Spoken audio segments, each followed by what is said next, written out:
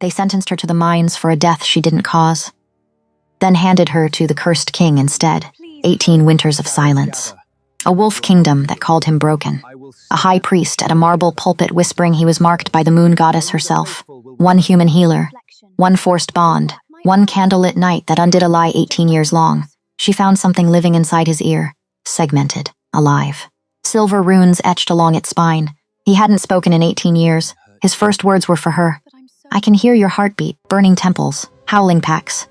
A dead Luna's grave, a green ribbon journal, silver chains at a priest's wrists. An alpha king rising from exile with the voice they buried. He pressed his forehead to hers by the dying fire. When he comes for us, I open the door. The lamplight flickered inside Ravenspire Fortress, and Alara Vane's silver tweezers came out of the alpha king's ear, slick with dark blood. Something wriggled at the tip. Something with segmented legs and a shell that caught the candle glow like wet obsidian. 18 years. That was how long this thing had lived inside Caeldraven's skull. 18 years of silence. 18 years of a kingdom whispering the word cursed behind his back.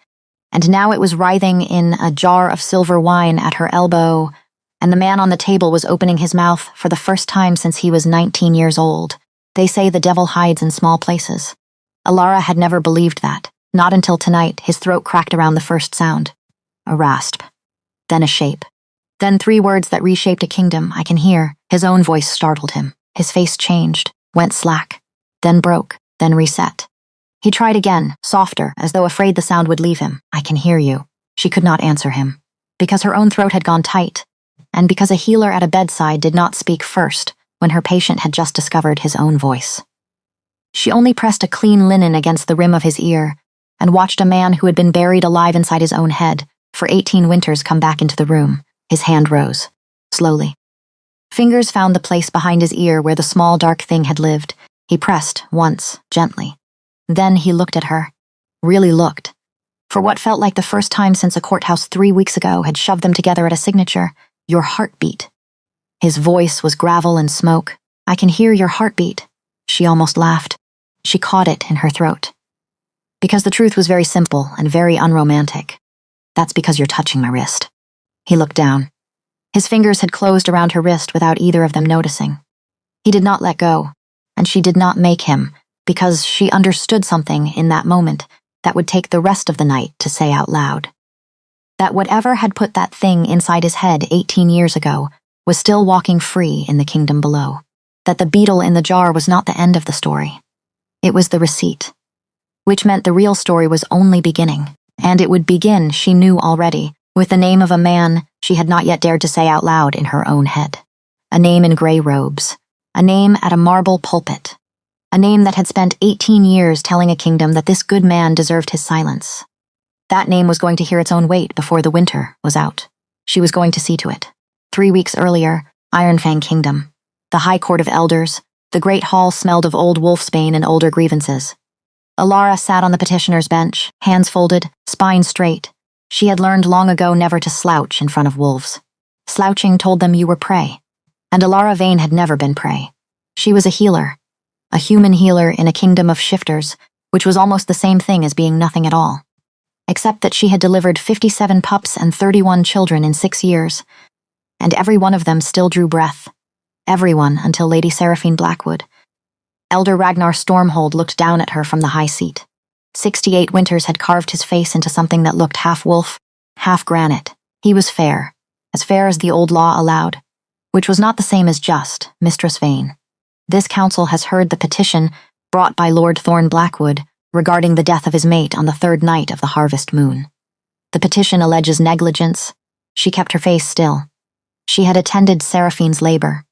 She had watched a young Luna bleed out on her own furs while her mate paced the corridor drunk on plum wine and rage. She had done everything her mother had taught her, everything the old midwife scrolls had taught her. Everything the smuggled human medical texts she had read by candlelight for a decade had taught her. Seraphine had died anyway. The pup had died with her, and a woman was dead who should not have been, behind Alara. At the back of the hall, High Priest Malachi Vorn shifted in his robes, 55 years old, silver at the temples. A voice smooth as river stone. She could feel him watching the back of her neck. He was the one who had planted the whispers. He was the one who had leaned into Lord Thorn's ear at the funeral rite, and murmured that a human hand had no right on shifter flesh. That moon goddess herself had turned her face away from the birth. He had said it kindly. He had said it with sorrow in his voice. That was how he said everything. However, Elder Ragnar continued, this council is aware of certain irregularities. Given the complexity of this matter and the absence of definitive proof of negligence, this council is prepared to offer an alternative to imprisonment at Silverhold. Her heart hammered. Silverhold.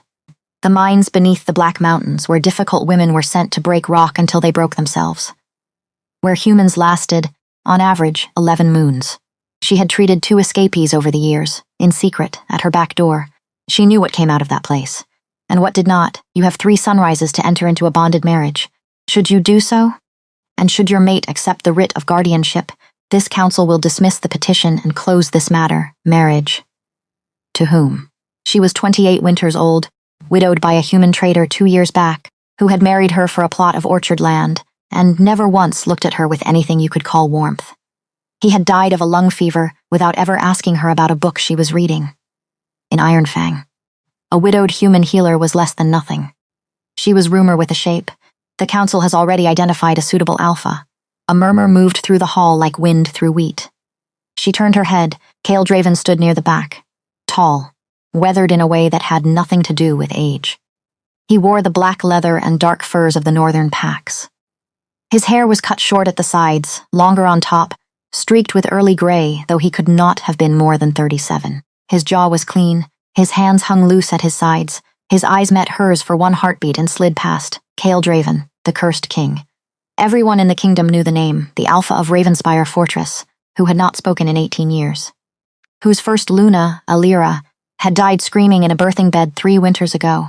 Whom High Priest Malachi had denounced from the marble pulpit as a man marked by Moon Goddess herself, whose very presence in Silverhold, the capital, had been ruled a violation of sacred ground, and this was the mate the council had chosen for her. She looked from Cale to the elder, to the smooth silver-templed priest at the back of the room. She saw the shape of it all at once. A cursed king who could not defend himself. A human woman who could not defend herself. A courthouse that could dispose of both problems in one afternoon. Have you ever watched a good man be blamed his whole life for something that was never his fault? Because that was what she was looking at, which meant that whatever answer she gave in the next breath was not only for her. It was for him, too. Whether he knew it or not, she met the elder's gaze. Her voice did not waver, I accept. The bonding took place that afternoon in the same hall. No garlands, no pack witnesses, no pretense that this was anything but a signature on parchment. Malachi Vorn was pointedly, deliberately, absent. Elder Ragnar performed the rite himself. His voice moved through the old vows quickly, as though even he could not stand the taste of them. Alara spoke her half in a voice that carried. Cale Draven said nothing. He inclined his head at the correct moments. When Ragnar reached the words that bound their scents together beneath Moon Goddess, Cale pressed his wrist against hers. His skin was hot, his pulse steady. It was the pulse of a man who had learned to be calm because the alternative was madness. You may seal the bond, Cale hesitated. For one long moment she thought he would refuse. Then he leaned down. His mouth brushed the corner of her jaw. Quick, dry, cold as the winter air outside. The kiss of a man honoring a contract. Nothing more. They left the hall through the servants' passage. Lord Thorn Blackwood was waiting on the wide stone steps. 40 winters. Face blotched with drink. His pack tattoo, a black boar on his throat, moved as he swallowed. He stepped into her path and his breath was wine and something sourer than wine. This isn't finished, human. You killed my mate. You'll answer for that. Cursed king, or no cursed king. Cale Draven did not speak. He simply stepped between them. He did not touch Thorn. He did not draw the short blade at his belt. He only stood there and let Thorn look at him, at the width of his shoulders, at the calm that came off him like cold off a lake. Thorn took a step back. He muttered something ugly and turned away. Alara had never seen a man silenced by silence before. She followed her new mate to the cart. The road to Ravenspire took 4 hours through the pines. Snow had already begun to catch in the branches, though the harvest moon was barely spent. She watched the kingdom she had lived in for 6 years peel away behind them. She watched the world grow narrower, colder, wilder. She studied him when she thought he was not looking. His face had been carved by wind and grief. His hands on the reins were scarred at the knuckles. The kind of scars a man got from splitting his own kindling for 20 winters. because the servants he was allowed had been chosen by someone else. Every 40 seconds or so, his jaw would clench, then release. A small involuntary tell, pain, somewhere behind his ear. She was almost sure. She tried speaking to him once, to test the story the whole kingdom told about him. She asked how much farther. He did not turn his head, did not so much as blink, deaf. Just as they say. Except when the mare stumbled on a hidden root, he corrected the reins before the animal had finished shifting weight. When a pine cone dropped onto the wagon canvas behind them, he did not flinch. When the wheel struck a rut, he steadied the load a full breath before the shock reached her hip, deaf to sound. Not deaf to the world. His body was still listening. Just not with his ears. She filed that away. She had a habit of filing things away.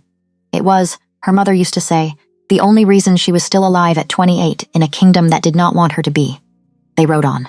Halfway up the ridge, she caught him, glancing at her out of the corner of his eye. A brief look, assessing. Not the way a man assessed a wife, the way a wolf assessed the strangeness of a woman who did not seem afraid of him. She was not afraid of him.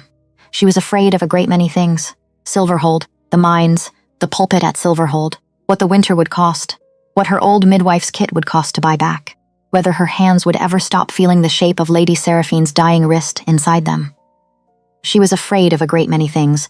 The cursed king was not on the list. She would understand, months later, that this had been the first useful thing she had done for him. To simply sit on a cart next to him and not be afraid. He must have felt it, because a mile before the fortress came into view, his shoulders eased. Not much. Enough. A man who had ridden with fear beside him for 18 winters had noticed, in the last hour of a long day, that this time it was not there. Ravenspire Fortress appeared as the sun sank behind the black mountains, larger than she had expected, stone and dark timber, glass in the windows, which meant coin or craft or both, a courtyard, a stable, a training ring worn smooth by decades of use, and silence. The most complete silence she had ever stood inside. No neighbor smoke, no neighbor road, just Ravenspire and the pines and the last light of day bleeding on the ridge. Cale helped her down from the cart. His grip was rough. Impersonal. He led her inside without ceremony. The great room was clean, almost monastic, a hearth already laid, a long table with 2 chairs, a wash basin, 2 doors on opposite walls, both closed. On a shelf above the hearth stood 3 books. She recognized the spines from a distance, a human anatomy text, a treatise on herbal fevers, a slim volume on the wolf's throat and its diseases, a cursed alpha king who could not speak, who kept medical books, who had bonded a stranger to save her from a mine. She did not understand him yet. She was going to. She was very good at understanding people once she got them inside a doorway. Cale pulled a small slate from his coat pocket, chalked out 3 words in a careful, close hand. You take the west chamber. I will sleep by the fire. She read it, read it again.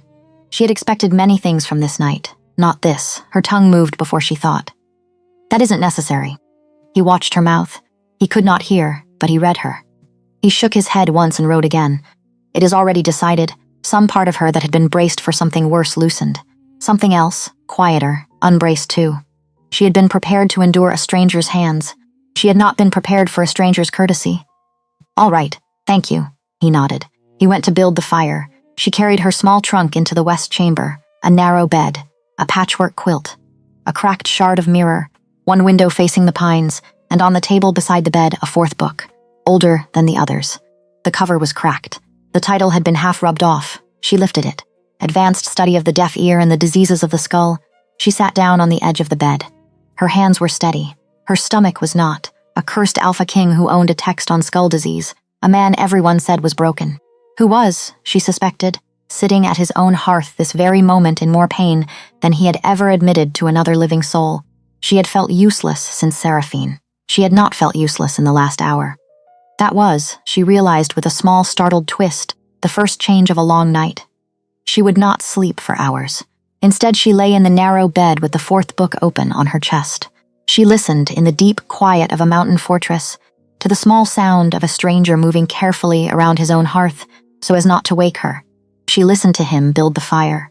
She listened to him rinse a cup at the basin. She listened to him drop a piece of kindling and pause a full 3 heartbeats before setting it right, as though he had been startled by his own dropped kindling, which was strange for a deaf man, because a deaf man could not be startled by a sound, unless he had felt the vibration, unless he had been trained to feel every vibration, because vibration was the only kind of listening a man in silence had. She filed that away too. She was still filing it away when the crash came from the great room. Heavy, wet. The sound of a body meeting stone. She was moving before her mind had caught up. Her robe was around her shoulders. Her feet were bare on the cold flagstones. Her hand was already at the door. She did not know, as she pushed the door open, that she was about to change the course of a kingdom. She only knew that a good man was on the floor behind that door. And she was, tonight, the only healer in the world who had already decided to look. Cale Draven lay on the floor beside the hearth.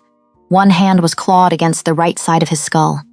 The other was locked around the leg of the table, hard enough that the wood was creaking. His face was slick with sweat. His teeth were bared. Fine tremors ran the length of him. Her healer mind cut through fear like a blade. She knelt. She caught his wrist. His pulse was fast, thready, wrong. She tilted his face toward the lamplight. His right pupil was blown wide. His left was normal. Pressure inside the skull, sudden, bad. Her eyes went to his right ear. In the small honey glow, she saw it. A thin, dark trickle at the rim. And inside the canal, something that had angles a natural thing should not have. She brought the lamp closer, held her breath. The angles moved. Her stomach flipped. She did not look away. She grabbed the slate off the floor where it had fallen. Her chalk stub was gone. She reached blindly for a piece of charred wood at the hearth and wrote across the slate in scorched, ugly letters, "Something is alive in your ear. Let me take it out." She held the slate close to his face. His eyes came open, dark, bloodshot, full of a suffering so old she could feel it come off him like heat. He read the words. He read them twice. He looked at her. Really looked, the first time, and she saw the calculation move behind his pain. He was thinking of every healer who had come before her, everyone who had lied to him, everyone who had shrugged, everyone who had spoken of curses. He was deciding whether he could bear another. He nodded once, barely, which was, she would think later, the bravest thing she had ever seen a man do. She moved. Fire in the kitchen hearth banked hot, water into the copper pot. Her small kit from her trunk, the fine silver tweezers she used for splinter and glass. The curved forceps she had bartered a lamb for 2 winters back. Silver, all of it. Silver did not corrupt shifter flesh the way iron did. She had learned that early. She sterilized the tweezers in the boiling water, then over the flame until they glowed. Then set them on clean linen to cool. Warm olive oil into a small clay bowl, warmed further, drawn up into a slender dropper. She had used this trick twice before, on children with beetles in the ear. Insects hated oil. They came toward the light. Cale had dragged himself into the chair at the table. His head was in his hands. His shoulders were shaking. When she touched his shoulder, he lifted his face. She pointed at the table, mimed lying down with his head turned. He understood. He stretched himself along it on his side, right ear up, his cheek against the wood. He closed his eyes. She positioned the lamp. She spoke, though she knew he could not hear her. The words were for herself. "This is going to hurt. I am sorry. I am here." She dropped the warm oil into his canal. 1 drop, 2, 3. It pooled. It went dark, then darker. As something inside the darkness shifted away from the heat, then toward it, they waited. 5 minutes. She counted them by his breathing. His hands were fisted on the table. The knuckles had gone the color of old bone. She did not tell him to loosen his grip. She understood that his grip on the table was the only reason his skull was not moving. Then she saw it. A segmented body eased into the mouth of the canal, black as spilled ink, glossy, wet with oil and old blood. Legs. She counted 6. Barbed at the tips. She picked up the fine tweezers. Her hand did not shake. The first attempt failed. The thing recoiled deeper, faster than she had expected. Cale made a small choked sound in his throat. A sound he had probably not made out loud in 18 years. She switched instruments, the curved forceps. She could see what she thought was the joint behind the head, if it had a head. She got purchase, she held, she pulled. Slow, even. And she had reset a shoulder once for farrier. This was that same pull, steady pressure. Do not jerk, never jerk. Cale's hands ground against the table. His body shook. He did not move his head. The thing came free all at once. 2 inches long, 6 legs. Something that was almost a beetle and almost not. Segmented, alive. Its legs clawed at the air as she lifted it into the light. It was so black it seemed to drink the flame. And along its back, catching in the lamp glow, running from thorax to tail, was a fine, deliberate line of silver. Not a color, an etching. Runes. Small and precise, the kind a jeweler carved, the kind a priest carved. She dropped it into the jar of silver wine she had prepared. It thrashed. It struck the glass twice. It went still. Its legs stayed curled inward, as though it had died holding something. The silence in the room was so complete she could hear the hearth breathing.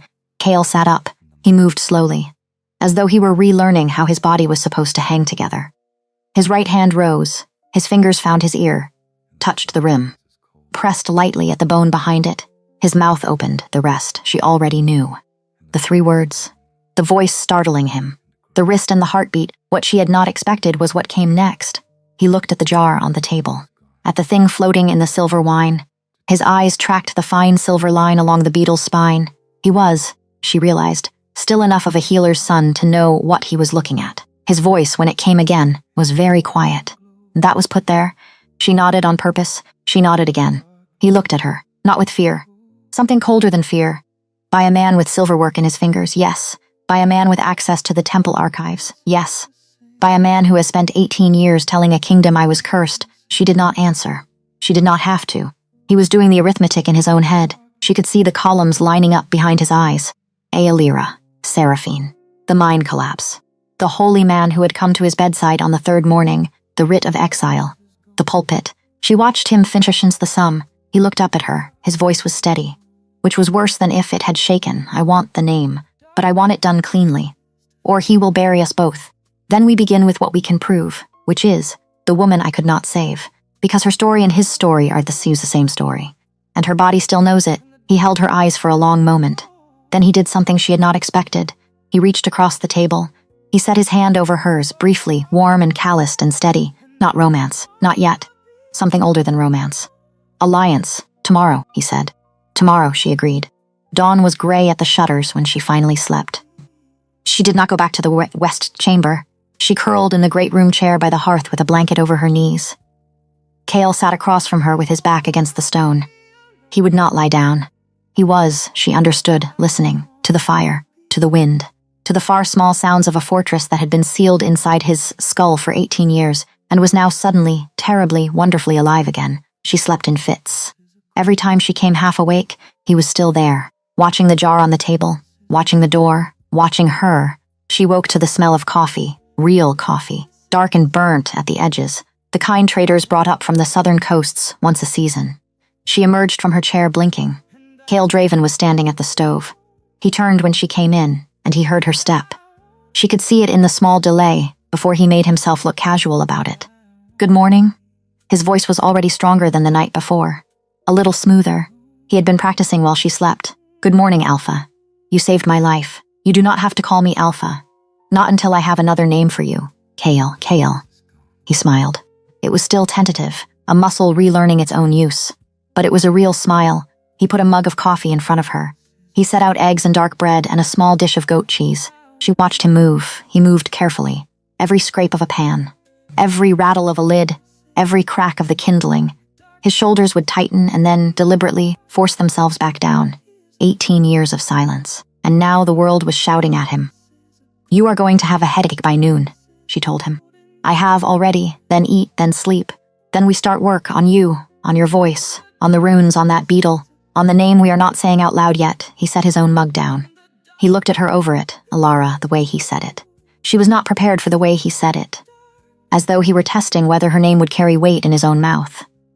As though he wanted it to. Yes. I did not marry you to have a healer. I know. I married you because a high priest at a marble pulpit told my kingdom that a human woman had no business laying hands on shifter flesh. He said it about my Luna once. Different words. Same voice, he paused. He considered how much of himself he was prepared to hand her before breakfast. I thought perhaps you would understand what it is to be looked at and unseen. I thought perhaps you would not lie to me about my own pain. I don't lie about pain. Mine or anyone else's, I know that now. He took a drink. He set the mug down. He nodded once, at nothing in particular, as though he had settled an argument he had been having with himself for a long time. Then we work, late that morning. Wrapped in her fur cloak, she followed him out to the back of the fortress. The snow had come in the night, thin and crisp. He walked without speaking. She did not push him. He stopped at a small fenced enclosure beneath a great blue spruce. Inside the fence stood a single stone. No shaping, no inscription. He had not been permitted to inscribe it, she understood. Not officially. Cursed kings did not get to name their dead. He said the name for her. So the stone would hear it out loud, perhaps for the first time in 3 years. Luna Alira Draven. 20 winters. Beloved, she did not speak. She did not offer condolence. She had learned early that grief did not want comfort. Grief wanted acknowledgement. He stared at the stone. She died in childbirth. Winter of the 3rd year of our bond. The pup was breech. The cord was around its throat. The midwife I sent for was 2 hours late because of a blizzard. By the time she reached us, my Luna had been laboring 19 hours. She died with her hand in mine. I could not hear her ask me for water. His voice did not break. It did something worse. It went even. Malachi stood at the marble pulpit, at her funeral rites.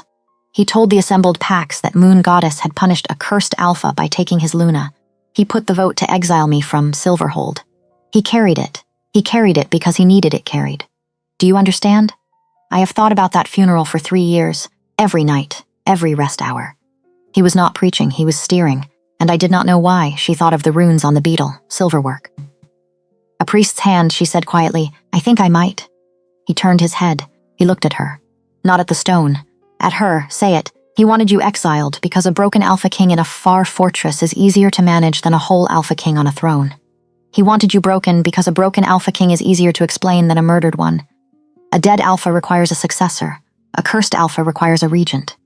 A regent needs a voice. A voice needs a pulpit. He was very still. His pulpit. The wind moved in the spruce above them. A little snow slid off a branch and made a soft sound like a page turning. Elara? Yes. You are the first person in a long time who has spoken plainly to me. I want you to know I heard it. She could not answer that. So she did the thing she was best at. She reached across the fence and put her hand flat against the cold stone above his dead Luna's grave. She stood there with him. She let him have the moment. She did not try to be part of it.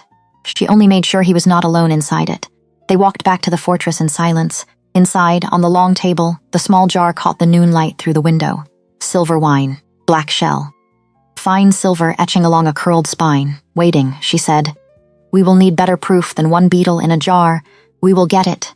He will come for you when he learns you can speak. Let him. He will come for me first. Kale Draven, Alpha of Ironfang, stopped in the middle of the room. He turned toward her. There was something in his face she had not seen there before. It was not tenderness. It was not gratitude. It was older than either, and much more dangerous. His voice was still hoarse. But it was steady. He will find that inconvenient. 2 days later, Roran Ashfell rode up the ridge. He was 35, broad in the chest, dark hair tied back at his neck, an old Ashfell pack tattoo curling at his wrist. He was Kale's captain of arms, which was to say he was the only wolf in the whole kingdom of Ironfang who had refused for 18 years to leave Kale's side. Ashfells did not abandon a bloodline they had sworn to. Ashfells died first. Elara had heard of him. She had never met him. She stood on the porch with her arms folded across her cloak and watched him swing down off his horse and climb the fortress steps 2 at a time. And she understood in the first 5 seconds why Kale had kept him alive. Loyalty came off him like weather. He inclined his head. Formal, not warm, not cold. Correct, Mistress Vane, Captain Ashfell. May I see my Alpha? He is in the Great Hall. Good. Then he looked at her, really looked at her, and something moved behind his face she could not read. Not suspicion. Not welcome. Assessment. Word rides fast, mistress. From Silverhold. 2 days ahead of me if the wind is with them. So, whatever it is you have done up here, be very sure it will hold. She met his eyes. She did not blink. It will hold. Then I would like to speak to my Alpha, now. She stepped aside. Kale was standing at the hearth when Roran came in. He did not turn. Because he had already heard the boots on the flags. Because he had heard the horse a full minute ago. Because he could hear. Which meant Roran took 2 steps into the room. Stopped. Went very still. Alpha, Roran, that one word. Roran Ashfell had followed his Alpha into a mine collapse at 19. Had carried him out on his back. Had watched him wake up 2 days later and never say a full sentence again. Had spent 18 winters riding his errands, guarding his gates, translating his slate to strangers, keeping his throat between his Alpha and every knife. And now his Alpha stood at a hearth and said his name. Roran Ashfell did not go to his knees. Ashfells did not kneel to living Alphas. He did something more expensive. He crossed the room in 3 strides and pressed his forehead to Kale Draven's forehead. Wolf to wolf, and neither man breathed for a count of 4. Say it again. Roran, how? Kale did not answer. He looked past Roran at Elara in the doorway, and he tipped his chin. Roran turned. He looked at her differently now. Not assessment. Something like awe with a great deal of iron in it, mistress. Explain, she explained. She did not make it dramatic. She spoke like a healer at a sickbed. Symptoms. Findings, method, result. She held up the jar. She turned it so the runes caught the fire. Roran looked at the beetle. He looked at Kale. He looked at the beetle again. Then he sat down at the long table without asking permission and put his face in his hands. Because a captain of arms was allowed exactly 1 moment, and he took his. When he lifted his face, it was dry and it was hard. Alpha, may I speak plain, please? You have kept me at your side for 18 years. I have carried your slate through 3 winters of blizzard. I have killed 2 men for calling you a curse to my face. I have buried a Luna who was mine to guard, and I could not guard her from a fever I could not name. He drew a slow breath. So when I ride back down that ridge and return to Silverhold and stand in the High Court of Elders and look High Priest Malachi Vorn in the eye, what would you have me tell him? Tell him nothing, nothing. Ride back down that ridge and go to Silverhold and stand in his hall and hand him the sealed writ you were sent to hand him and take his sealed writ in return and ride out again. Say nothing. Show him nothing. Not even that you have understood a change in the wind. Roran considered this. He nodded once, then his mouth did something that was not quite a smile. It was the shape a wolf's mouth made before it closed on the throat of a stag. And when the time comes, Alpha, when the time comes, Roran, yes, you will not have to ask me twice. No, Alpha. He stood. He inclined his head to Alara. This time the head tilt was different. It was still formal, but it had earned a new edge under it. A wolf recognizing the person who had fed his pack, Mistress Vane, Captain, thank you. Which was not, she suspected, a word Roran Ashfell often gave. He turned toward the door. He paused. He looked back over his shoulder at Kale. His voice went low. It went private. It went almost human. Alira would have laughed to see this day. Kasel's throat moved. She would. Roran left. The kitchen felt very quiet after the horse's hoofbeats faded down the ridge. Alara set the jar back in the cupboard. She closed the door. She turned around, and Kale was watching her, and there was a new thing in his face she had not yet catalogued. What? You handled him like you handled me. I don't know what you mean. You do, she did. Because a healer at a good sickbed did not soothe. A healer at a good sickbed gave a man the truth in the smallest possible pieces so he could swallow them one at a time without choking. She had done that with Roran. She had done that with Kale. She had done it with everyone she had ever put a hand on. It was the only real trick she had. Kale crossed the kitchen. He stopped a step short of her. He did not touch her. Alara, yes. When this is over, when the priest is finished, when you are free of the courthouse and I am free of the pulpit, he seemed to be picking each word from a shelf, carefully, terrified of choosing wrong on a throat that had only just learned to choose. I would like to ask you a question. Only when it is over, then you have something to fight for, Alpha. I had that before you said it. She let herself smile. Small, fast. A gift she took back before it could become currency. Go sit. I want to look at your ear again. He sat. She looked at his ear. She did not think about the question. She thought about it very hard. The blow fell 3 mornings later. A young rider came up the ridge under a torn banner. 20 at most. Pale gray robe of a Silverhold acolyte. His horse was foamed at the neck. He would not dismount. He handed a sealed scroll down to Alara with a hand that shook and did not meet her eye. Then he wheeled the horse and rode back down the ridge before she had broken the seal. Which told her everything she needed to know about the message before she opened it.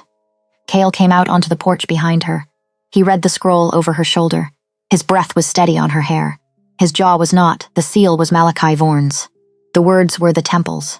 The message was short, by order of the High Priest of Ironfang, in the matter of the death of Lady Seraphine Blackwood.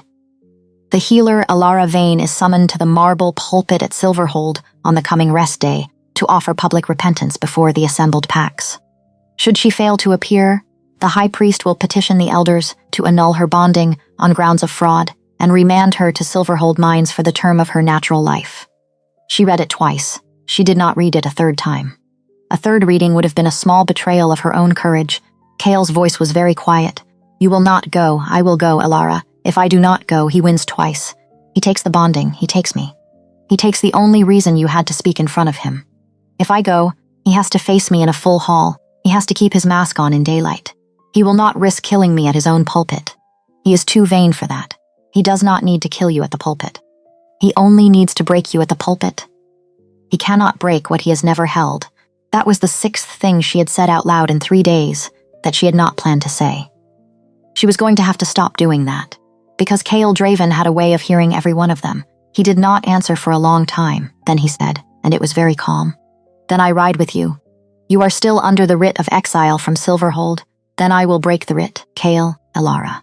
If a man cannot break an unjust writ to stand beside his mate at her trial, then he was never worth the crown that writ took from him. Her chest did something she did not have language for. She was not going to have language for it anytime soon. She said, "All right." They spent the next 3 days preparing. Alara reviewed her midwife's notes on Seraphine's delivery. She added observations she had dismissed at the time, the old bruises. The way Seraphine had whispered, "Please do not tell my mate," under the sound of a contraction. Alara had thought at the time that Seraphine had meant the pain. She had not asked which pain. She wrote it all down now, in her own steady, plain hand. Dates, measurements, angles of old breaks, the precise defensive pattern of a bruise on a wrist that had been twisted, not fallen upon. Cale worked on his voice. He read aloud from the anatomy text. He read aloud from the treatise on herbal fevers. He read aloud until his throat rasped and Alara made him stop. And then he read silently, his lips still shaping every word. Because 18 winters of muscle memory had to be unmade one syllable at a time. Because he did not intend to walk into that hall and sound like a stranger inside his own throat. On the last night before the ride, they sat by the fire. She was checking the pack. He was checking a small dagger he had not needed to check in 3 winters. She looked up at him without meaning to. "Cale, yes, if this goes wrong, it will not go wrong. If it does." He set the dagger down. He looked at her fully. "If it does, I will get you out of that hall alive. I will get you back on a horse. I will get you north to the academy. Master Healer Silwyn has agreed already. Roran has the route. There is a healing house in the far country that will take you in, no questions. You will be a stranger with a new name and a full life ahead of you. Do you understand? You planned this. I planned this the morning after the beetle." Her throat closed for a second. "And you, I stay. I finish it. That is not a plan. That is a funeral. Then it is my funeral. And I have owed 1 to 2 women in this fortress for a long time. I would like to spend it well." She did not answer. She could not. She only reached across the small table and set her hand over his, and neither of them spoke for a long time, and the fire made the only sound in the room. At last she said, very quietly, "It will not come to that. No, because I do not intend to be gotten out. I intend to walk out," his mouth curved. "Small, real. Then walk out we will, outside." The wind rose off the black mountains. Somewhere down the ridge, 3 days' ride south, a priest with silver at his temples was reading a report from the courthouse and smiling to himself. He believed he had just cornered a fat human midwife and a broken king into the last mistake either would ever make. He did not yet know that the fortress had a full plan. He did not yet know that the fortress had a captain. He did not yet know that the fortress had a voice. He would learn all 3 by sunset on rest day. Rest day dawned cold and clear. They rode down out of the pines together at first light. She wore the same plain wool she had worn to the courthouse 3 weeks before, not because she had nothing else. Because she wanted the hall to see the same woman it had already tried and failed to bury. Cale wore black. He wore the collar of the Draven line, silverwork stitched into leather at his throat. He had not worn it in 18 years. It sat there like something that had been waiting for him. The road to Silverhold cut through the wolf country of Ironfang, past sheep pastures and old milestone stones, and the smoke of packhouses banked for winter. Every packhouse door they passed opened a crack to watch them ride by. Word had gone ahead. Word always did. By the time they crossed the last ridge and saw the pale stone of Silverhold rising out of the valley, the road behind them was thick with wolves. Not enemies, not yet. Curious, which was worse. Because curiosity could be turned into any shape a good speaker wanted it to take, and Malachi Vorn had always been a very good speaker. They dismounted at the gate. Roran Ashfell was there. He did not greet them. He fell in behind Cale as though he had never left. 2 more Ashfell wolves fell in behind him, then 4 more. By the time they crossed the courtyard, Cale Draven walked at the head of a small silent column of leather and blade. Alara walked at his elbow, and the crowd at the temple steps parted for them without a word, which was not something that had happened to a cursed king in 18 years. She felt Cale register it beside her. His stride did not change. His breathing did not change, but the corner of his mouth did. Just a little. The way a man's mouth moved when he remembered, after a long time, what it felt like to walk toward a door instead of away from one. Inside the temple, the air was cold and sweet with beeswax.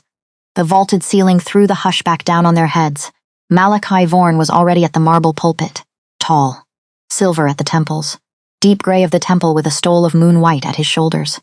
His face was arranged for grief, which was, she thought, the second most useful expression in his repertoire. The most useful was the one he wore when he saw Cale Draven walk in behind her, because for one heartbeat, one half of one heartbeat, Malachi Vorn's face went blank. Not shocked, not afraid, blank. The way a card player's face went blank when the wrong card landed, and he had not yet decided what story his hands would tell to cover it. Then the expression of grief slid back on like a slipper. He knew. He did not know how much. He did not know how yet. But he knew that a broken king had walked into his hall on his own 2 feet in front of his own congregation. And a broken king was not supposed to do that. She filed the blank second away in her mind and set her hand quietly on the parchment inside her cloak. The hall filled. Elder Ragnar Stormhold took his high seat. 2 other elders flanked him. She scanned their faces. One of them was Elder Corvin Marsh, who Malachi had elevated last year. His face was already made up for a verdict. Malachi lifted his hands. His voice was warm honey. Brothers and sisters of the Pax, we gather in sorrow today. We gather to give a grieving mate his answer. We gather to hear the healer who stood at Lady Seraphine Blackwood's bedside answer for what her hands did not do. His eyes rested on Alara. Sad, almost tender. Mistress Vane, rise, confess. Perhaps Moon Goddess will show you her mercy. She rose, because he had asked her to rise. And she was going to give him the rising and take back everything else. High Priest, speak, child. I will confess to one thing. His smile deepened. He had been through 100 of these confessions. He knew the shape they took. He was already tasting the shape of hers. Yes, I failed, Lady Seraphine. The hall drew in a breath as one animal, but not the way you have taught them to believe. The breath did not release. She did not raise her voice. She had learned a long time ago that a hall of angry wolves went silent for a low voice faster than it went silent for a loud one. Lady Seraphine Blackwood did not die of a difficult birth. She died of a torn liver. Her liver did not tear that night. It had been tearing for months. Months of quiet damage that was not caused by any pregnancy in her body. That damage was caused by a fist. She turned her eyes, slow and deliberate, to the front bench, to Lord Thorne Blackwood, who was already rising, already red, already opening his drunk red mouth to shout her down. Her mate's fist. The hall exploded. Thorne was on his feet and coming forward. 2 Ashfell wolves stepped smoothly between him and the pulpit, and Thorne learned in 3 seconds that Ashfell wolves did not move for grieving mates. Malachi lifted his hands. His voice cut over the noise, slander in the temple. Mistress Vane, you dare. She did not stop, because if she stopped now she was going to lose her nerve, and if she lost her nerve now she was going to lose the whole game. She reached into her cloak and drew out the small stack of parchment she had prepared for 3 nights running under Cale Draven's hearth, her midwife's notes. Every measurement, every bruise, every date, every private word a dying young Luna had said to her healer in the hours before she died. She held them up on the 17th day of the frost moon. Lady Seraphine came to my clinic. She had 4 cracked ribs on her left side. She told me she had fallen from a horse. Wolves of her lineage do not fall from horses. On the 3rd day of the long moon, she came again. Her left wrist was broken in a way that is only broken by the twisting of a hand larger than her own. On the 7th day of the wolf moon, she asked me, whether a Luna could be granted a separation writ from her bonded mate on grounds of cruelty. I told her no, because in Ironfang we have no such writ, and she looked at me, and she said, then I will die in that house. The hall had gone very still, not silent, still, which was worse because still meant every wolf in the hall was listening now. Not to Malachi. To her, she died in that house. She died of a torn liver. The liver tore under the pressure of a final contraction on old damage that a fist put there. She did not die of my hands. She died of his. She turned. She pointed. Not dramatically. Directly, that man killed his mate. Thorne Blackwood howled. He howled the way a wolf howls when a rope has closed. It was ugly, and it was raw, and it was the sound of a man understanding his own guilt in front of his own pack. He lunged. Rowan caught him at the elbow. 2 more Ashfells caught him at the shoulders. He was dragged back. Malachi's voice was ice now.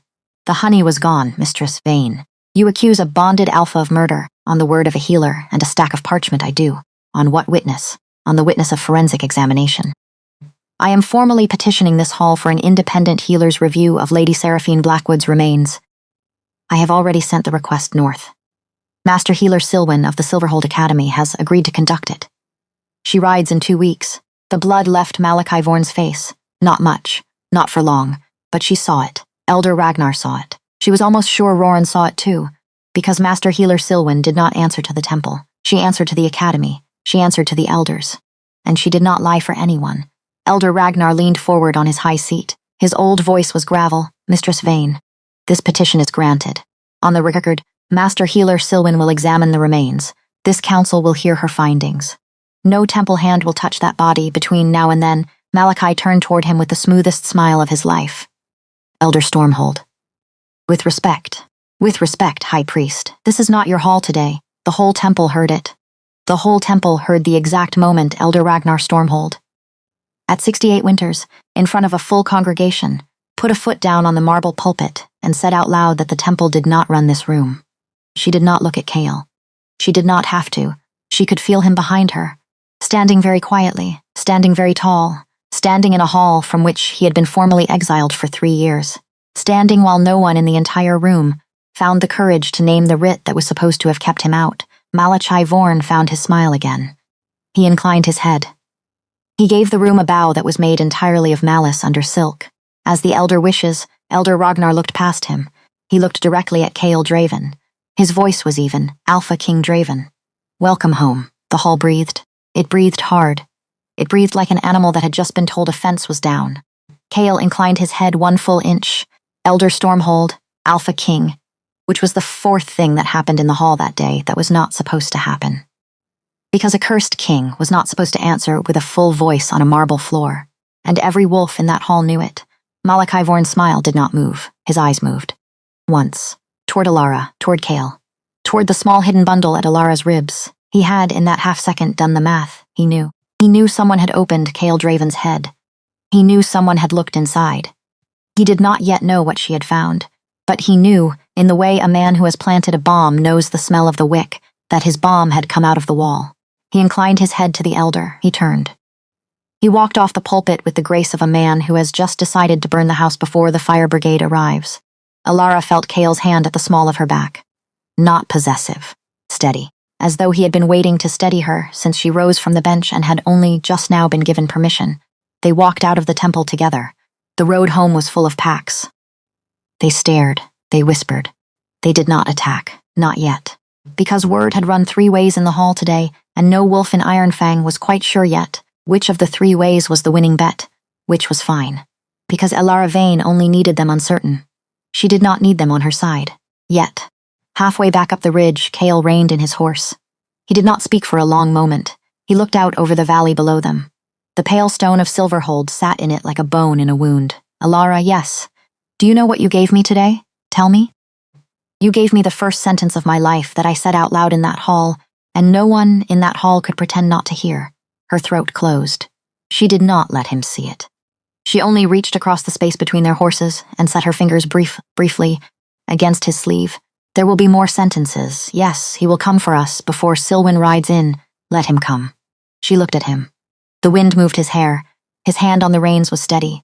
He looked, for the first time since she had met him, like a man who owned the ground beneath his own feet. She said very quietly, "You look like an Alpha King today, Cale Draven." He looked at her.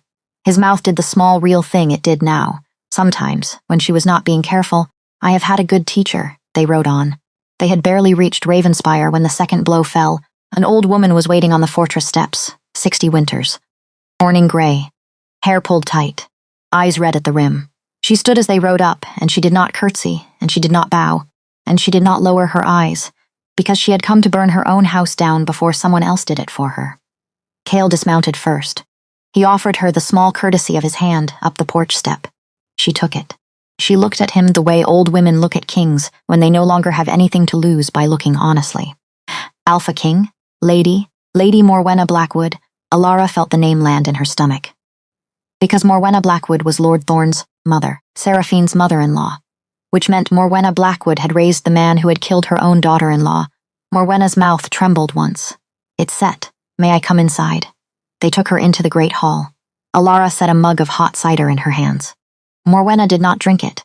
She held it, because holding it kept her hands from shaking off her wrists. Then she reached into the front of her cloak. And she brought out a small leather book, bound in soft calfskin, wrapped in a strip of linen. Tied with a bit of green ribbon Alara recognized from Seraphine's own throat. She set it on the table. "My daughter-in-law kept a journal. She kept it in a hollow book in my library. She told me. Before her time came, she said. If anything happens to me..." Mother, promise me you will take the little green book down before Thorn finds it. Promise me you will keep it. Promise me you will not read it unless you cannot bear the silence anymore. She looked at Alara, not at Kyle. At Alara, I cannot bear the silence anymore. Alara did not touch the book. Not yet. Have you read it, lady? I have. All of it. All of it. Then tell me first, in your own words. What is inside? Because a healer took the story from the witness first, before the witness could be shaped by anyone else's questions. Because that was the only way you got the truth clean. Morwenna Blackwood swallowed. Twice. She stared at the mug in her hands. My daughter-in-law was not faithful to my son. Go on. She was miserable in that house. She was frightened in that house. She was hurt in that house. And she was young. And a man in gray robes offered her comfort. She thought it was spiritual, and then she thought it was more. He is a very persuasive man. He has always been a very persuasive man. Alara did not have to ask which man. Malachi Vorn. Malachi Vorn. Kale's hand closed very quietly on the edge of the table. Morwenna's mouth twisted, but she went on. She became with pup. She did not know whose. She was terrified. She went to him, to Malachi. She asked him to help her. She wrote in that book that he gave her herbs. Herbs to end it, because a scandal in the temple would be the ruin of him. Because a bastard in her belly would be the death of her at Thorn's hand. Because Morwenna's voice broke and reformed like a bone reset badly. Because he told her the herbs were safe. Alara felt something in her chest go very cold and very still. What herbs, Penny Royal? Black cohosh, tansy. She names them in that book. She names how much. She names when. Alara closed her eyes for one full breath, because Penny Royal, Black cohosh, and tansy, at the doses a frightened Luna in her 3rd trimester would take, when a priest told her it was safe, would not end a pregnancy that late. They would tear a liver. They would tear a liver that was already bruised from months of a fist. They would turn a difficult birth into a bleeding out. They would kill a young Luna in front of her human healer, and the human healer would spend 3 weeks afterward being told from a marble pulpit that the death was her fault. She opened her eyes. She looked at Kale. Kale was looking at Lady Morwenna. His face was extremely calm. His hand on the edge of the table was white to the knuckle. His voice, when it came, was quiet enough to be almost gentle. Lady Morwenna, Alpha King, do you know what happened to my Luna Aelira? Morwenna did not answer at first. She looked at the mug. She looked at the book on the table. She looked at last up at him. Old woman to king, mother to father, widow to widower, I have wondered. I have wondered, too, 3 years ago. When she took ill in her final month, when the midwife could not reach her because of that storm. When the fever came, Morwenna's voice was thin and very careful. Malachi Vorn came up this mountain, Alpha King. Uninvited. He said he came to pray. My son escorted him. I remember thinking at the time, what a strange courtesy from a high priest. To a cursed king in exile, Kale did not blink. He came into my Luna's sick room. He did. He put his hand on her forehead. He did. And she was worse, by morning. She was. The room was so quiet Alara could hear the fire pull at the flue. She heard herself speak. Because someone had to say it out loud, and if Kale Draven said it out loud, alone, he was going to break in a way she could not repair. He has taken 2 Lunas from you, Kale. He has taken the mate of another Alpha. He has kept a moon-cursed thing inside your skull for 18 years to make sure you could never sit a throne well enough to answer him. He did not build a lie about you. He built a career on you. He built a temple on you. Everything he is because you were quiet. Kale did not move. He looked at the little green journal. He looked at the jar on the shelf where the beetle floated. He looked at the fire. He looked finally at her, Alara. Yes, when he comes for us. And he will come. I would like to be the one who opens the door. You will be? Say it again. You will be, Alpha King. Outside, the wind rose off the black mountains and pressed against the shutters. Somewhere down the ridge, a bell in the Temple Valley began to ring for the evening rite. A congregation was gathering in a hall of pale marble to hear a high priest speak. He would smile as he spoke. His voice would be very calm. He would be counting the days, in that voice, to a burial he did not yet know whose. Master Healer Silwyn arrived at Silverhold on a gray morning with sleet on her cloak and a leather case of instruments that had not been unpacked in 9 years, 50 winters. Hair the color of new iron. She had trained 3 healers who now sat on the council of the academy. She did not speak until she unwrapped every tool and laid it in order along a clean linen. Then she looked up at the assembled elders and at Kale Draven at the back of the hall and at Alara Vane beside him, and she said one line before she began, I do not answer to a temple. I answer to a body. Bring me the body, which was... Alara would think later, the single most beautiful sentence she had ever heard another woman speak. The examination took 3 days. Silwen worked in a stone chamber beneath the courthouse. Alara was permitted to assist, which meant she stood at Silwen's elbow with a clean cloth and a steady stomach and watched a master healer do in a morning what no wolf healer in silver hold had ever agreed to do in 3 years. Silwen mapped the old fractures on Lady Alira's skeleton first. Old, because Alira had been in the ground 3 winters. Careful, because the bones told a story a fever could not have written. There were no old fractures on Alira. There was nothing on Alira but a woman who had been poisoned and then labored to death while a priest laid a hand on her forehead. Silwen drew blood salts from Alira's exhumed marrow with a small silver needle. She sniffed. She set the salts against a strip of temple parchment coated in the plant reagents the Academy used for such things. The parchment went brown at the edges. Nightshade bloom, Alara's throat closed, a moon-hour dose, enough to kill a small pack. Then Silwen turned to Lady Seraphine Blackwood. Seraphine had been dead only weeks, so her body still had a great deal to say. Silwen counted 7 old fractures, 3 ribs, a left wrist, a right collarbone, a hairline in the jaw, a radial break at the forearm that had healed into a lump the size of a robin's egg. All of them at various ages, each of them a small dark record of a marriage. Silwen did not raise her voice. She did not narrate. She did not perform. She simply worked, which was worse and better and truer than any preacher on a marble pulpit. At the end of the 2nd day, she stood back from the table and washed her hands in silver water and dried them on clean linen and turned to Elder Ragnar Stormhold. Elder, Master Healer.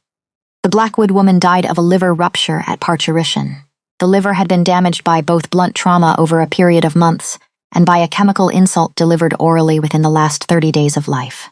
That chemical insult was pennyroyal, black cohosh, and tansy, at concentrations no midwife would prescribe to a woman that far along in her carrying. The dose was calculated to kill her pregnancy. It was not calibrated to spare her. A person with knowledge of these plants would have known that. Any healer, any midwife, any academy graduate. She paused. She looked up at the vaulted ceiling. Any temple librarian with access to the Mooncraft archives. Elder Ragnar closed his eyes. Then he opened them, and the old wolf who sat inside the old man came up to the surface.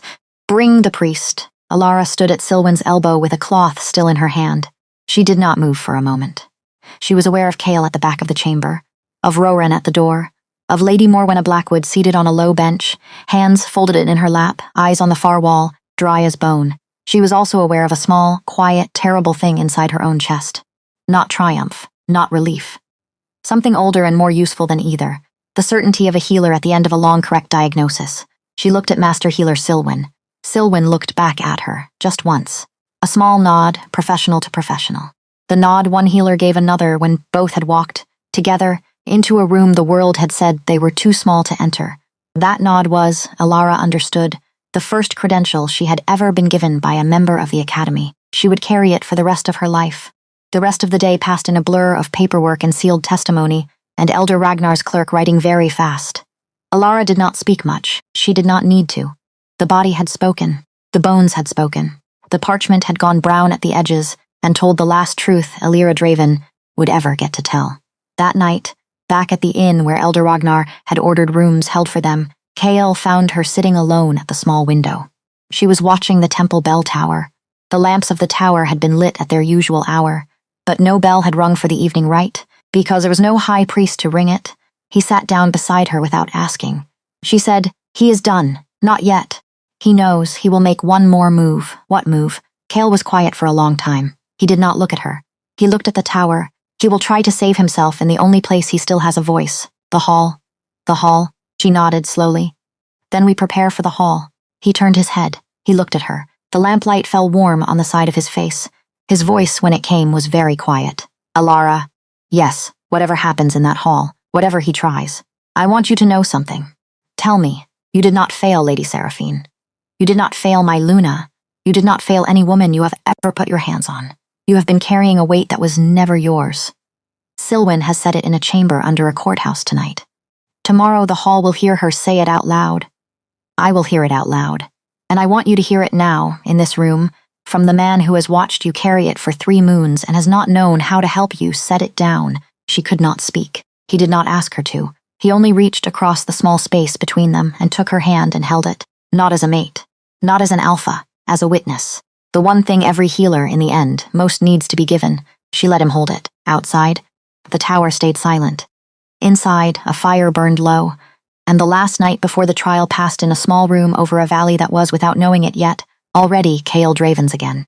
They tried Malachi Vorn in the High Hall of Silverhold 2 days later. The hall was too full. Half of Ironfang had ridden in. The gallery ran with dark cloaks and dark eyes. Alara sat in the second row, with Old Mother Bryn on one side of her and Lady Morwenna Blackwood on the other. Morwenna held the little green journal in her lap. She held it as though it were the last living thing she had. Chaol Draven sat at the front, on the alpha bench, on the seat that had been empty for 3 winters and formally forbidden to him by a writ Malachi himself had drafted.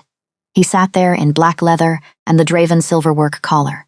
He did not speak. He did not need to. His presence spoke for him. Because a hall full of wolves who had spent 18 years being told an alpha king was broken, were now looking at an alpha king who plainly was not, which was, it in itself, a testimony no priest could argue with. Malachi Vorn was brought in the deep gray of the temple, his stole gone, his hands bound in a thin chain of silvered rope. He walked as though the rope did not matter. His face was composed. His eyes were quiet. He was a man who had planned 3 careers of speeches and now intended to give the finest one of his life. Elder Ragnar read the charges, administering banned abortifacient herbs to a bonded Luna in her 3rd trimester of carrying, resulting in her death. Adulterous conduct with a bonded Luna in violation of temple oath. Suspected administration of nightshade bloom to Luna Aelira Draven in the winter of her death. Suspected forbidden mooncraft in the fashioning and placement of a runed dark creature inside the skull of the Alpha King of Ironfang. Every charge landed in the hall like a stone into a well. Malachi smiled at the last one. Small, tolerant. As though the elder had suggested he had stolen the moon itself. Elder Stormhold. With respect. Fictions, Master Healer Silwen has provided physical evidence for the first 3. Master Healer Silwen is a woman with her own quarrels with the temple. I am shocked, though not surprised, that she would seize the chance. Elder Ragnar did not answer that. He looked to the prosecutor at the front. A younger elder named Corin. A wolf who had never smiled in public in his life. Corin rose. He put Seraphine's journal into evidence. He read 3 passages aloud, in his flat and terrible voice, in which a young Luna had written the name of a high priest and the doses of 3 herbs and the words, "I am so frightened." Malachi did not move. Corin put the drawings of the beetle's runes into evidence. He put Master Healer Silwen's report into evidence. He called Lady Morwenna Blackwood, who did not weep and who did not embellish, and who told the hall that her daughter-in-law had come to her with bruises and with a broken wrist and with a name. Then he called Alara. She rose. She walked to the witness stand. She did not look at Chaol, because if she looked at Chaol, she would be strong for the wrong reason, and she wanted to be strong for the only reason that mattered. Truth in the room. Not affection at her back, Corin asked her one question, and only one. Mistress Vane, in your professional opinion, on the basis of your examination and Master Healer Silwen's, could you have saved Lady Seraphine Blackwood on the night she died? No. Why not? Because by the time she reached my table, she was already dying of a poison she had been given three weeks earlier by a man she trusted, and of a torn liver that had been softening under a fist she was bonded to for 2 winters. I did what any healer would have done, and it was too late by the time she was mine. I have carried the guilt of that too late for weeks. I would like to give it back now. To the men it belongs to, she turned. She looked at Lord Thorn Blackwood, who was in the 2nd row in wolf chains. She looked at Malachi Vorn. You put your hands on her, Lord Thorn. You put your poison in her, High Priest. I did not kill Lady Seraphine. You killed her together. You are simply not brave enough to sit in the same row. The hall breathed as one animal. Malachi Vorn rose, slowly. Chain and all, may I speak, Elder? You may. May I speak plainly? You may. His voice was warm. It was the voice he had used from the pulpit for 2 decades. It was so lovely to listen to. It was the loveliness that had always been the trick. Elder Stormhold. Brothers, sisters, this healer, this poor human healer, has been cornered into a story she cannot escape, and in her fear she has reached for the largest villain she can name.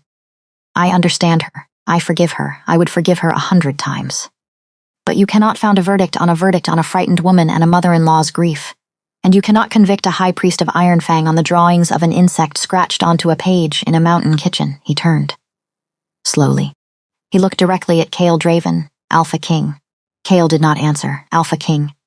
I have prayed at your bedside. I have wept at your Luna's grave. I have carried a kingdom for you through 18 winters of your affliction. I have loved this pack. I have loved you, Kale Draven, who had not been permitted to answer. A high priest inside this hall since he was 19 years old, opened his mouth. Malachi, the hall drew its breath. Alpha King, I have listened to your voice for a very long time. Kale's throat was still rough. It made the words heavier. I have listened to it inside my own skull when I could hear nothing else, because you were the last voice I heard clearly, on the third morning of the mine, when you put your hand on my head and told me I was cursed. That voice has lived inside me since I was 19. I know it very well. I know its warm places. I know where it lies. Malachi's face did not move. So when you say you have loved me, High Priest, I would like you to know. I have heard that too, and I have decided it is not true. The hall held. Malachi's smile stayed, but something behind his eyes shifted, and for the second time in the length of this reckoning, Alara saw the card player's blank half-second appear behind his face. He lifted his bound hands. He set them, very deliberately, over his heart. He began to hum, softly, almost sweetly. A three-note figure that dropped and rose and dropped again. Old Mother Bryn's head came up beside Alara like a hound scenting fire. Alara, I hear it. That is a moon-binding cadence. Girl, I know. He is opening a portal in the middle of the hall. I know. The stone under the witness stand grew suddenly warm. The air over Malachi's shoulders bent, just slightly, beneath the way heat bends over a summer road. A very faint circle of pale silver light began to draw itself into the flagstones around him. His humming grew. He was going to walk out of the room, not through the doors, through the floor, which meant he had built himself an escape into his own trial. Which meant he had known, from the moment Silwyn touched the first bone, that a verdict was going to fall. Which meant a high priest of Ironfang, in the middle of a full temple, had prepared a piece of forbidden mooncraft to save his own skin, which was, itself, a conviction if anyone in the hall lived long enough to say it out loud. Alara moved, because she had been the one who studied the beetle. She had been the one who traced its runes. She had been the one who spent 3 nights reading the small, stolen pages of Alira's old herbal, which she had brought with her in her cloak this morning without knowing why. Except that she had learned this month to trust the itch at the back of her neck. She reached into her cloak. She drew out a small pouch of coarse silver salt and a stoppered vial of pale glycerine oil. Silver salt broke a moon binding. Wormwood oil unmade a rune. Every academy healer knew it. No high priest expected a human midwife to. She threw the salt in a wide arc across Malachi's feet. She followed it with the oil. The pale circle in the flagstones flickered. The humming caught in his throat like a hook. The circle did not close. Malachi Vorn's eyes widened, not with fear, with calculation. Because the circle had not fully broken. It had only stuttered. He would have another breath, maybe 2. He drew that breath. He began the cadence again. Kale Draven stood up. He did not shout. Because an Alpha King who had earned his voice back 3 weeks ago did not need to shout. He had spent 18 years learning how much a small sound could carry. He had spent 3 weeks relearning how to weaponize it. And he had one thing in his throat now that Malachi Vorn had spent 18 years making sure could never happen inside this hall. Alpha Command. It came out of him low. It came out of him even. It came out of him aimed, Kneal. The word did not land in the ear. It landed in the spine. Every wolf in the hall felt it move through them. Not a compulsion. A recognition. The old bone-deep knowledge every shifter carried since birth of the voice that was allowed to name them. It rolled across the marble like a bell struck underwater, and every wolf who was not Malachi Vorn braced their knees against it because it had not been aimed at them. It had been aimed at one man, Malachi Vorn's legs folded. Not gracefully. Not by choice. His knees struck stone with a sound the whole hall heard. The humming choked off. The pale circle in the flagstones flared once and went out. The temple silence rushed back in. For one held heartbeat, no one in the room moved. Because they were all doing the same arithmetic. A cursed king could not carry Alpha Command. Alpha Command required a whole throat. A whole throat required a whole wolf. A whole wolf required a soul. The temple had spent 18 years telling the pact was broken beyond repair. The temple had lied. Every wolf in the hall did that math in the space of one breath. And every wolf in the hall arrived at the same answer at the same moment. Alara felt it settle across the room, like weather changing. She had seen crowds turn before. She had never seen a crowd turn on a single syllable. Kale did not sit down. Roran. Alpha, take him. Roran Ashfell was already moving. He crossed the hall in 5 strides. 2 more Ashfell wolves moved with him. They lifted Malachi Vorn under both arms. His mouth was still open. No sound came out. not from the command. From the fact that a hall of wolves was watching him fail to escape his own trap, and a high priest with a bound throat inside a full temple had only one currency left, and it was silence, and he did not have enough of it to buy the rest of his career. Elder Ragnar Stormhold rose. He did not raise his voice. He did not need to, by the authority of this council and the ancient right of the Pax of Ironfang. On the count of murder, by chemical means of Lady Seraphine Blackwood. On the count of murder by chemical means of Luna Aelira Draven. On the count of the practice of forbidden mooncraft. On the count of the assault by mooncraft upon the person of Alpha King Cale Draven. Malachi Vorn, formerly High Priest of Ironfang, is sentenced to lifelong confinement in the vaults beneath.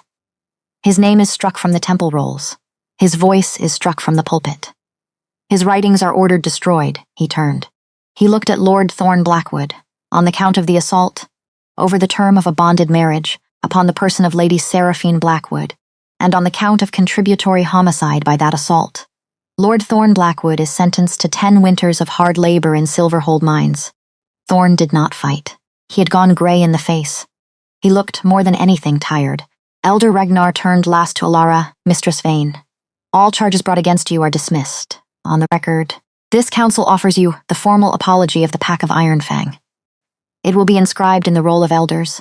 She had thought, since the temple summons, that she would cry when this moment came. She did not. Because the apology was already too small for what it had cost her, and she did not have room for it and grief at the same time. She only inclined her head. She said the correct words. She looked at Cale Draven at the front of the hall, and she understood in one thin second that this was the first time in her whole life a room had said out loud that she had been right. She was going to have to learn a new posture for the rest of her life. This one was too new to wear yet. Outside the hall, the sky over Silverhold was pale and clean. The wind smelled of snow. Cale walked out beside her with the Ashfell pack behind them, and no one on the temple steps blocked their path, and no one on the courtyard stones lowered their eyes. The kingdom had, in the space of one syllable, remembered its Alpha King. She would think of it in later years as the moment Ironfang exhaled. Snow came in the second week after the trial. It came in a soft, slow fall that muffled the pines. Cale and Alara stood on the porch of Ravenspire and watched it fill the courtyard. He had a mug of dark tea in his hand. She had her medical satchel over her shoulder, because she had been up before dawn with a difficult labor down in the village and had not yet unbuckled it. He said, "Alara?" She said, "Yes. Do you remember the night we sat at the hearth? The night after the beetle? When I told you I wanted to ask you a question. When it was over, I remember. It is over." She did not turn to look at him, because she was going to cry if she looked at him, and she did not want to cry on the first morning of her real life. She kept her eyes on the courtyard and the falling snow. Ask Alara Vane. Yes, I did not marry you for a healer. I did not marry you for a rescue. I did not marry you because a council of old men shoved us at each other in the same afternoon. I married you because a high priest at a marble pulpit told a kingdom that a human woman had no right to touch a wolf, and I hated that man before I hated anyone else in the world, and I would have married anyone he denounced. That was true 4 moons ago, I know. It is not true anymore. She did not turn. Go on. I would like to know if you would stay. Not because a council will send you back to a mine if you leave. Not because a writ requires it. Not because I still need my ear cleaned twice a week. Because you want to. Because I want you to. Because I have not, in a very long time, wanted anything as clearly as I want you, at this hearth in the morning. She did not answer for a long time, because the answer was already in her chest, and she had to wait for it to become a shape she could give with her mouth. Cale? Yes, I have been chosen once before. By a man who married me for Orchardland and never once looked at me the way you looked at me across a jar of silver wine. I have decided, sometime this winter, that I am not going to be chosen for that kind of reason again. I understand. I am not finished. I am sorry. I have decided that I will only stay in a house I choose. This is a house I choose. You are a hearth I choose. If you want a wife, I am your wife. If you want a mate, I am your mate. If you want an Alpha's Luna, that is a longer conversation, because I am not a wolf, and I do not know what a human Luna looks like in this kingdom yet. But we can find out. He was very quiet for a long moment, Alara. Yes, I will spend the rest of my life finding out. She turned then. Because she did not care if she cried anymore, she let him see her face. He set the mug down on the porch rail. He took her cold hand in his warm one. He did not kiss her. He pressed his forehead to hers, wolf to healer, the way Roran had pressed his to Cale's on the day the world tilted. It was, she understood, the way his people said the largest thing they had. He said very quietly, into the small space between them, I chose you. I chose you. The winters that followed were the making of a kingdom and of a marriage, and of a small dark-haired boy neither of them yet knew how to imagine. Kale rebuilt the temple, not the building, the office. He unwound Malachi Vorn's power one line at a time. He appointed a rota of priestesses and priests from the Northern Healer's Hall. No single voice held the pulpit longer than 12 moons. No high priest could give a sermon on the death of a Luna without a healer present. Elder Ragnar remarked dryly in council one afternoon that this was the first law in Ironfang's history written to prevent one specific man. Alara opened a healing house in Silverhold.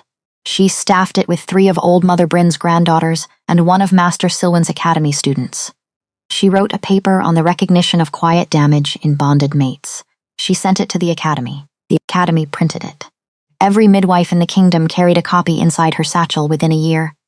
The paper began, in her plain hand, with a single line the academy left unedited. If a woman flinches when her mate enters the room, look at her ribs before you look at her belly. Kale, at his own quiet insistence, went to the academy the second winter to study beast healing under Master Silwen. He was the oldest student on the floor and the most silent, which the young students at first mistook for the old rumor. It was not. It was concentration. He wanted to know why a rune could bind a small living creature to a large one. He wanted to know how many other men in the kingdom might, this very moment, be carrying a small dark thing behind their ears. He set up a screening clinic in the second year with Alara.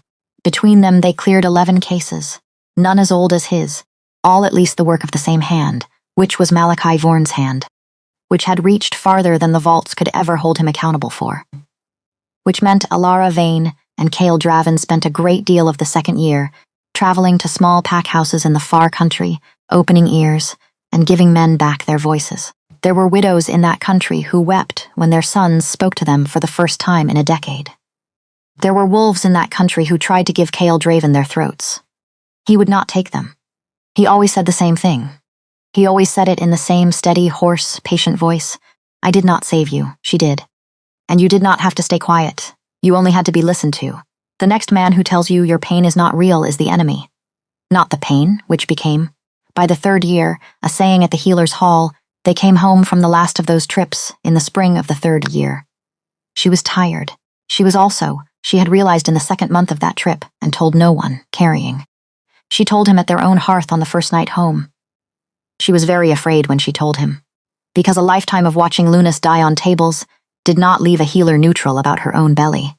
She had done every calculation. She had planned every fallback.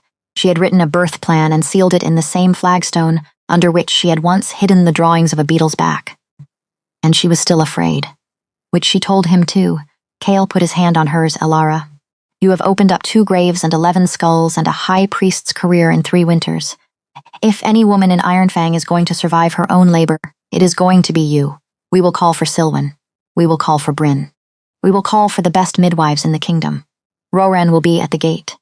Half the Ashfell pack will be on the ridge. If your body fails, I will not blame you. Only bring me the child if you can. If you cannot bring me the child, bring me you. She cried at that. She had been holding it for 100 miles. The labor came in the last week of winter. Old Mother Bryn attended. Master Healer Silwen attended. Kale sat outside the door with his back against the wood the way a good mate did in this kingdom. Roran Ashfell sat with him for 11 hours. Neither man spoke. She labored 20 hours. She almost gave herself over to fear at the 16th. She did not, because a stubborn woman on a table who had once faced down a high priest could still hear her own voice at the 16th hour of a labor. And she reminded herself, in that voice, that she had too much work left to die today. The pup, when he came, was a small dark-haired boy with his father's steady mouth and his mother's careful eyes.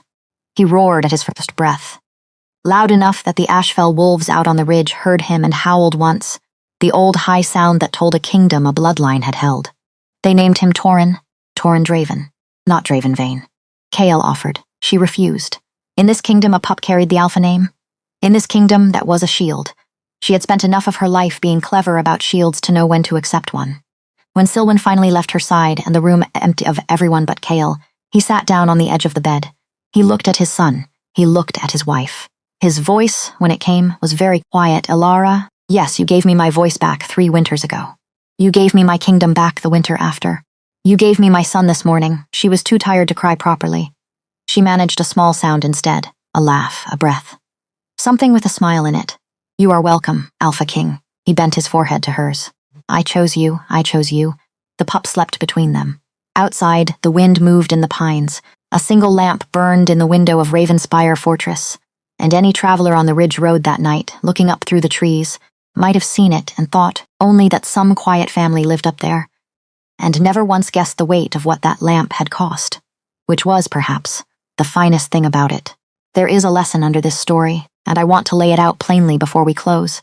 Chaol Draven spent 18 winters believing a lie about himself. Elders, a kingdom, a high priest, and in the end his own inside voice all told him the same lie. That his silence was punishment, that his losses were his fault, that his affliction was proof of his unworth.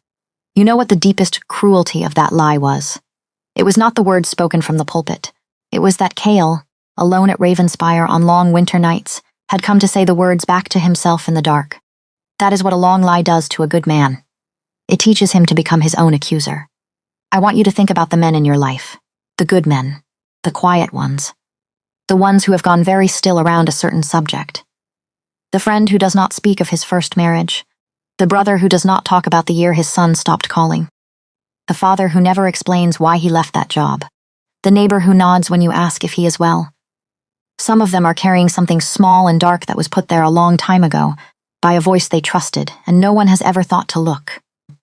That is the first thing this story asks of you, to look, not to fix, not to lecture, to look, to sit down with the quiet man in your life and ask him one honest question and then be quiet long enough to hear the answer. You do not have to be a master healer to do this. Elara Vane was not.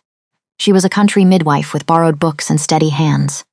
What she had that no one else in the kingdom had was the decision to look again after a whole room had told her not to. That decision is small. It is available to you today. It costs nothing but your nerve, and it can save a life. Here is the second thing. Justice comes late. It came 18 winters late for Chaol Draven. It came weeks too late for Lady Seraphine. It came 3 winters too late for Luna Alira. It will come late for you too, in the way it comes late for all of us. That is not a reason not to reach for it. That is the reason. Late justice is still justice. A voice restored at 37 is still a voice. A truth spoken in a full hall after a decade of whispers is still the truth. Do not let anyone in your life, do not let anyone reading this, tell you that too much time has passed to reach for what is true. Elder Ragnar Stormhold was 68 winters old when he leaned forward on that high seat and said the words, "This is not your hall today." It was the bravest sentence he ever spoke, and he waited most of his life to speak it. If there is a truth you have been waiting for permission to say, consider this your permission. There is one last thing I want to tell you before the fire goes down. There is a small memorial in the far country of Ironfang. It sits beside a village healing house that Elara Vane opened in the 6th year of Chaol's reign. It is a single stone, no bigger than a hearthstone. There is nothing on it but a line the villagers themselves carved into the granite one summer without asking anyone's permission. The line reads, "Tell me where it hurts." That is the whole story. That is the whole trick. 4 words. That is what a country healer said to a cursed king in the middle of the night when no one in the world had bothered to ask him. That is what a broken kingdom needed to hear for 18 winters and did not. That is what the good men in your life are waiting to hear right now in this ordinary week from whoever loves them enough to ask. I would like to ask you something before you go. Who in your life has gone quiet on a subject they used to speak about? Who is the man in your family, or your street, or your church pew, who has gone very still around a certain year of his life? What would it cost you to sit down with him this week and ask him one honest question, and then be quiet long enough to hear the answer? Tell me in the comments. Tell me about the man who stopped speaking of a certain time. Tell me about the friend you noticed had gone still. Tell me about the moment you were the one who finally looked and what you found when you did. There is a man reading this today who is waiting for one Elara Vane to sit down at his table and simply say, "Tell me where it hurts." Your story in the comments might be the story that reaches him, and if the story of Elara Vane and Chaol Draven meant something to you, if the small jar and the silver wine reminded you of someone you love, stay with us. There are more stories at this hearth, there are more silences waiting to be broken, and there is always, always room for one more good night. Sleep well. Look this week at the quiet man in your life. He is worth the looking.